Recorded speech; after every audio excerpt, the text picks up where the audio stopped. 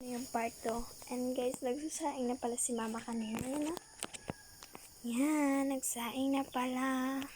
And guys, yung paligid natin. Yung bahay.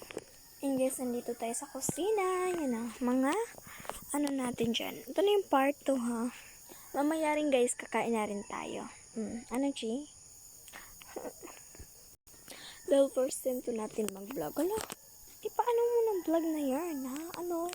Ano G?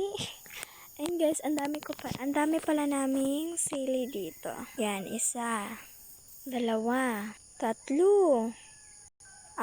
4 na yan guys. 5. 6. Pang 6 yung pinakahuli guys.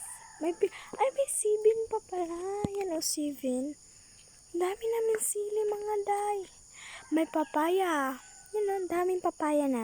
Kaya guys, kung dito ka nakatira sa bukid, hindi ka problema ng pagkain. Gaya na lang ng mga papaya, mangga, bayabas, ganun. Yan o. Tingnan natin guys kung naluto na ba itong sinaing ni mama. Guys, pasensya na po kayo sa naman, madumi na yan.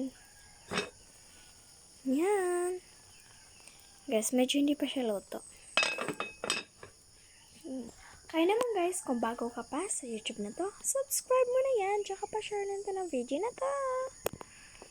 Papakita ko sa inyo yung alimukon. Hindi ko alam kung anong Tagalog nun, basta alam ko na yung Bisaya.